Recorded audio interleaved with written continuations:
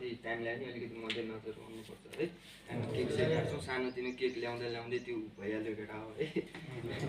हामीलाई त्यसले म्याटर केही पनि गर्दैन हाम्रो जीवनमा है केकले केही म्याटर गर्दैन क्या मान्छेको मन नै हो कि सब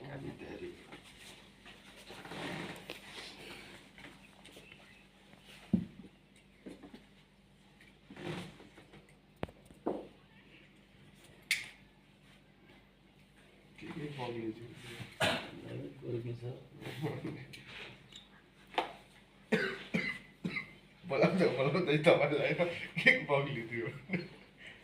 ठिकै छ के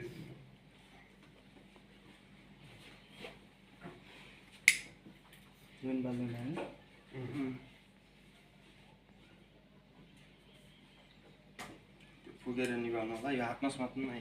दुईटै हातमा गरोस् त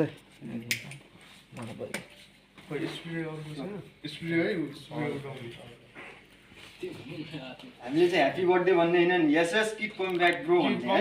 ब्रो भन्ने है पहिला फुल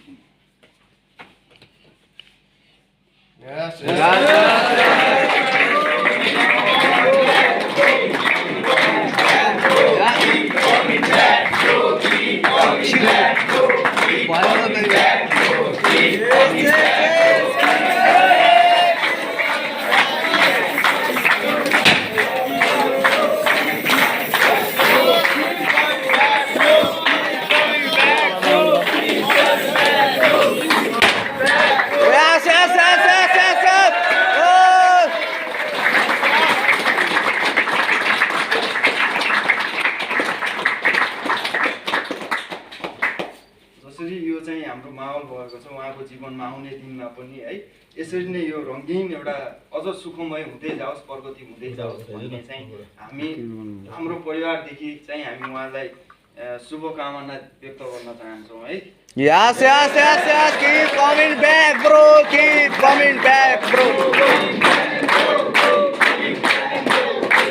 Yes.